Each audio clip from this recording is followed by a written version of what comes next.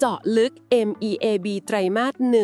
169ถอดรหัสแพลตฟอร์ม Asset Light รีดกำไรสวนกระแสเศรษฐกิจเอาล่ะเรามาแกะรอยเรื่องนี้กันค่ะทุกคนคือวันนี้เราจะมาคุยกันเรื่องแพลตฟอร์มดิจิทัลที่น่าสนใจมากๆตัวหนึ่ง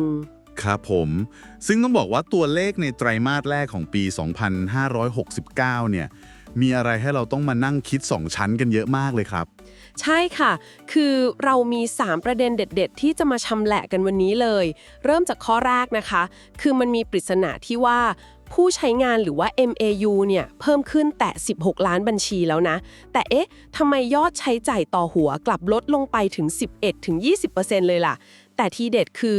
บริษัทยังรักษากำไรสุทธิระดับ 20% ไว้ได้หน้าตาเฉยเลย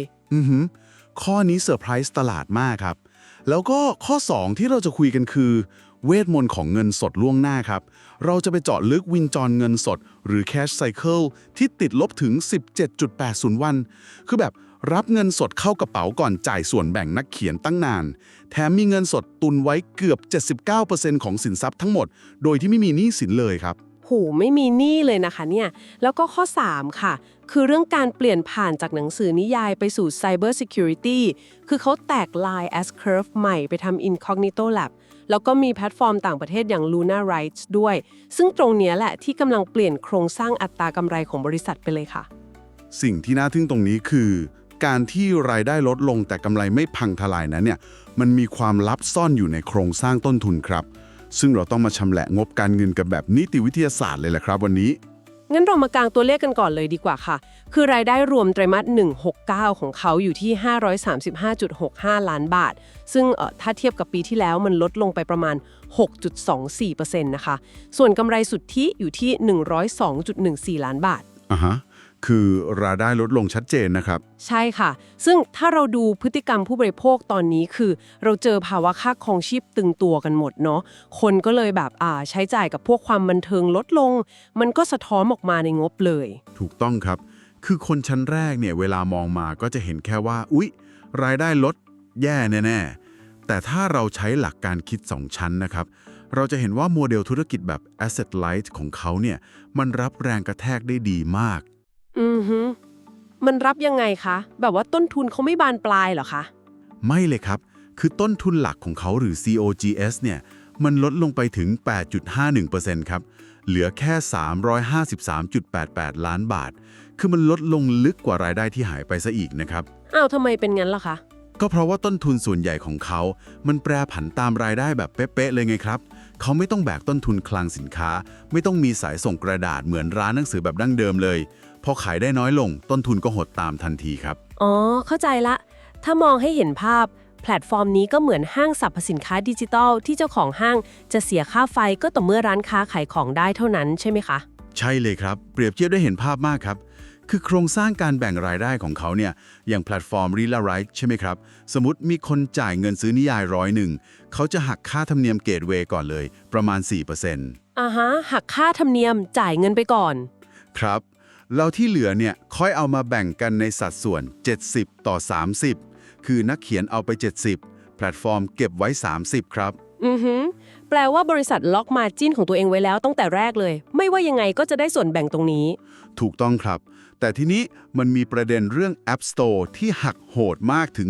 30% ด้วยนะครับโอ้ย 30% นี่คือเยอะมากนะคะแทบจะกินกำไรไปหมดเลยนะนั่นใช่ครับบริษัทเขาก็เลยพยายามผลักดันให้คนไปซื้อผ่านเว็บโดยตรงแทนครับคือให้ไปเติมมิปคอยบนหน้าเว็บซึ่งมันทำให้ประหยัดค่าธรรมเนียมตรงนี้ไปได้มหาศาลเลยอ๋อมิน่าล่ะอัตรากำไรขั้นต้นหรือ GPM ของเขาถึงสวนทางกับรายได้เลยคือขยับขึ้นมาเป็น 32.86% ซะงั้นใช่ครับนอกจากเรื่องเลี่ยงค่าธรรมเนียมแล้วเนี่ยมันยังเป็นผลมาจากการที่เขาไปควบรวม Incognito Lab เข้ามาด้วยครับซึ่งตัวเนี้ย margin สูงมากแล้วเขาก็ควบคุมค่าใช้จ่าย SG&A ในธุรกิจหลักได้อย่างมีวินัยสุดๆด้วยโอ้ฟังดูแข็งแกร่งมากค่ะแต่เดี๋ยวเรามาเจาะเรื่องกระแสเงินสดกันบ้างดีกว่าคือแบบว่างบการเงินเขาบอกว่าวงจรเงินสดเนี่ยติดลบ 17.80 วันคือยังไงคะอธิบายให้ฟังหน่อยค่ะตรงนี้แหละครับที่เป็นกลไกระดับประการเหล็กเลยคือ cash cycle ติดลบแปลว่าอะไรรู้ไหมครับแปลว่าเขารับเงินสดจากคนอ่านล่วงหน้ามานอนก่อนไว้ก่อนเลยครับผ่านการเติมมิตคอยนี่แหละคือรับเงินมาก่อนครับ รับมาก่อนเลยแล้วกว่าเขาจะถึงดีลที่ต้องโอนส่วนแบ่งไปให้นักเขียนเนี่ยคือป่าเข้าไปวันที่5 ถึง 10ของเดือนถัดไปนู้นเลยครับ อ้าวแปลว่าเขามีเวลาเอาเงินก้อนนี้ไปหมุนฟรีๆเกือบ20 วันเลยเหรอคะเนี่ย ใช่เลยครับเขาไม่ต้องกู้เงินมาหมุนเลย กระแสเงินสดจากการดำเนินงานหรือ CFO ของเขาถึงแข็งแกร่งมากครับอยู่ที่ 110.47 ล้านบาทแล้วมีเงินสดคงเหลือมหาศาลถึง 1,658.33 ล้านบาทเลยนะครับโอ้โห1,600 กว่าล้าน คือเทียบเป็น 78.98% ของสินทรัพย์รวมเลยนะคะใช่ครับเกือบ 80% ของบริษัทคือเงินสดล้วนๆครับจุดนี้น่าสนใจมากๆค่ะคือการถือเงินสดเกือบ 80% ของสินทรัพย์และไม่มีหนี้เลย มองมุมหนึ่งคือปลอดภัยสุดๆ แต่มองอีกมุมหนึ่งมันสะท้อนว่าบริษัทยังหาช่องทางลงทุนก้อนใหญ่เพื่อสร้างการเติบโตแบบก้าวกระโดดไม่ได้หรือเปล่าคะเป็นคำถามที่ลึกมากครับถ้าเราเชื่อมโยงเรื่องนี้กับภาพใหญ่นะครับเงินสดที่ล้นทะลักขนาดนี้เนี่ยมันนำไปสู่ยุทธศาสตร์การหาทางเติบโตใหม่ๆของบริษัทครับเขาไม่ได้ปล่อยให้นอนนิ่งๆแน่นอน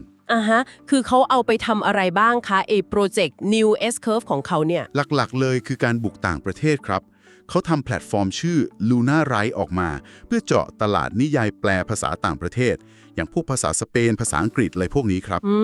นิยายไทยแปลเป็นสเปนเนี่ยนะคะมีคนอ่านด้วยเหรอคะมีครับตอนนี้ยอดดาวน์โหลดทะลุ 300,000 ครั้งไปแล้วนะครับคือมันเป็นการใช้ซอฟต์พาวเวอร์ของไทยอย่างพวกนิยายวายเนี่ยไปสู้ในระดับโลกเพื่อสร้าง S-Curve ใหม่เลยครับโหไม่ธรรมดานะคะเนี่ยแล้วนอกจากต่างประเทศมีอย่างอื่นอีกไหมคะมีครับเขายังปรับโครงสร้างรายได้ไปพึ่งภาคกลุ่ม B2B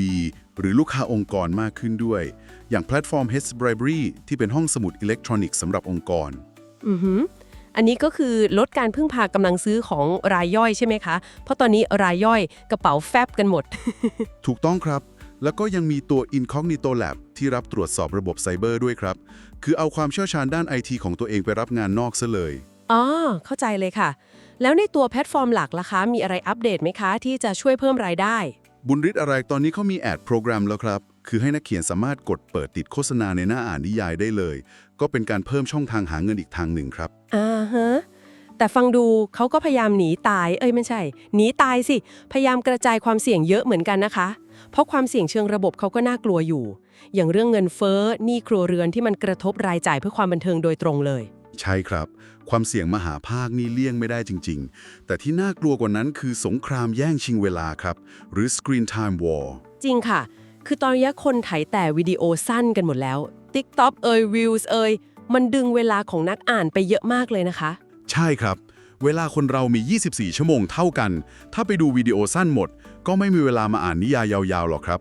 นี่คือคู่แข่งที่แท้จริงของเขาเลยแล้วเรื่องความเสี่ยงด้านคอนเทนต์ล่ะคะคือแพลตฟอร์มเขาพึ่งพานักเขียนอิสระเยอะมากเลยนะถ้าวันหนึ่งแพลตฟอร์มอื่นให้เงินเยอะกว่านักเขียนไม่ย้ายค่ายกันหมดหรอคะเป็นประเด็นที่บริษัทต้องระวังมากๆครับโมเดล UGC หรือ User Generated Content เนี่ยถ้าแพลตฟอร์มไม่สามารถสร้างรายได้ให้นักเขียนได้คุ้มค่าโอกาสเกิดสมองไหลไปแพลตฟอร์มคู่แข่งมีสูงมากครับแล้วทั้งหมดนี้มันแปลว่าอะไรคะคือบริษัทยอมแลกความเสี่ยงทางเศรษฐกิจในประเทศด้วยการกระจายพอร์ตไปต่างประเทศแล้วก็ Cyber Security เพื่อสร้างกำแพง2ชั้นปกป้องความผันผวนแบบนี้หรือเปล่าคะถูกต้องเลยครับเป็นการสรุปที่เห็นภาพมากครับทีนี้เมื่อพื้นฐานธุรกิจ Asset Light แข็งแกร่งแต่ต้องเผชิญลมต้านจากมหาภาคตลาดหุ้นกำลังให้มูลค่าของสภาวะกลืนไม่เข้าคายไม่ออกนี้อย่างไรคะ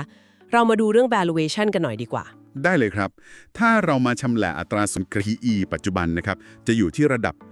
8.96 ถึง 9.02 เท่าครับหูยต่ำ10ด้วยหรอคะเนี่ยใช่ครับถือว่ามีส่วนลดหรือ discount อย่างมีนัยสำคัญมากเลยนะครับถ้าเทียบกับค่าเฉลี่ยในอดีตของเขาที่เคยอยู่ประมาณ 13.5 เท่าแล้วถ้าเทียบกับหุ้นเทคตัวอื่นๆในตลาดล่ะคะโอ้ยต่ำกว่าเยอะเลยครับอย่างพวก Humanica หรือ NetBay พวกนั้นเขาเทรดกันสูงกว่านี้ครับและตัว PBV ล่ะคะ PBV อยู่ที่ 2.21 เท่าครับส่วน ROE นี่สูงปรี๊ดถึง 25% เลยนะครับโอ้โห ROE 25% ถือว่าทำกำไรเก่งมากนะคะเนี่ยใช่ครับมันชี้ให้เห็นถึงพรีเมียมของหุ้นเทคที่ไม่จำเป็นต้องมีสินทรัพย์ถาวรเยอะๆนะครับแต่เดี๋ยวก่อนครับเราต้องไม่ลืมเงินสด 1,658 ล้านบาทที่เขานอนกอดไว้อยู่นะครับเอามาหักลบกันใช่ไหมคะใช่ครับเงินสดก้อนนี้มันเกือบครึ่งหนึ่งของ Market Cap เขาเลยนะครับที่ประมาณ 3,540 ล้านบาท ถ้าเราเอามาหักออกจะพบว่าค่า EV EBITDA ต่างเพียง 3.76 เท่านั้นเองครับ โห 3.76 เท่าคือถูกมากเลยนะคะ สะท้อนว่าตลาดให้มูลค่าธุรกิจหลักแบบอนุรักษ์นิยมสุดๆเลยนะเนี่ย เหมือนมองข้ามความสามารถในการทำเงินของเขาไปเลย จริงครับ ตลาดอาจจะกังวลเรื่องการเติบโตระยะสั้นมากเกินไปจนมองข้ามของดีไปครับ งั้นเรามากางพิกัดโซนราคากันหน่อยดีกว่าค่ะสำหรับใครที่มองหาบังเกอร์เทคนิคอลนะคะ คือแนวรับสำคัญระดับประการหินเลยเนี่ย จะอยู่ที่โซน 11 บาท 30 สตางค์ค่ะ ซึ่งเป็นจุดต่ำสุดในรอบ 52 สัปดาห์เลยนะคะ โซนนี้ทำหน้าที่จำกัดดาวไซด์ได้ดีมาก แล้วเขามีตัวช่วยรองรับอีกชั้นด้วยนะครับ คืออัตราผลตอบแทนเงินปันผลหรือ Dividend Yield ที่สูงถึงระดับ 9.32% เลยครับ เพราะเขาจ่ายเงินปันผลตั้ง 1.10 บาทเนี่ย ๆ หู ปันผล 9% กว่า ใครติดดอยก็ยังพอมีน้ำหล่อเลี้ยงจิตใจนะคะเนี่ย แล้วทั้งฝั่งแนวต้านสำคัญด่านชนแรกล่ะคะ มองไว้ที่เท่าไหร่ เป้าหมายคอนเซนแซสจากนักวิเคราะห์นะครับมองไว้ที่ 14.07 บาทครับ แล้วก็มีกรอบบนที่สามารถวิ่งไปได้ถึง 18.20 บาทเลยครับ ก็ต้องจับตาดูโมเมนตัมกันต่อไปนะคะว่าผลประกอบการไตรมาสหน้า แล้วก็ยอดผู้ใช้งานในต่างประเทศเนี่ยจะพลิกฟื้นกลับมาดันราคาได้ไหม ใช่ครับ ต้องติดตามกันอย่างใกล้ชิดเลยครับ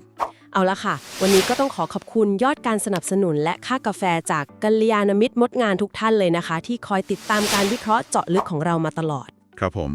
และก่อนจากกันวันนี้เนี่ย เรื่องนี้ทำให้เกิดคำถามสำคัญที่ว่า หากในอนาคตอันใกล้เทคโนโลยี AI สามารถแปลนิยายไทยได้อย่างสมบูรณ์แบบใน 50 ภาษาแบบเรียลไทม์ โครงสร้างแพลตฟอร์ม Asset Light อย่างมีจะกวาดรายได้ระดับโลกเพิ่มขึ้นขนาดไหน โห ถ้าทำได้จริงนี่คือสเกลระดับโลกเลยนะคะ ใช่ครับ และส่วนแบ่งของนักเขียนจะเป็นอย่างไรเมื่อ AI เข้ามาทำหน้าที่แทนนักแปล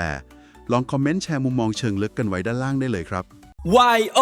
Insight AI Brief พร้อมแล้วแผนเกษียณที่ยั่งยืนจัดให้เลยไม่ต้องรอ หุ้นไทยปันผลสูงราคาถูกช้อน DCA เข้าไปเกษียณยั่งยืนไปด้วยกัน ทันหุ้นไปพร้อมกัน กดติดตามกดซับไว้เลยเพื่อน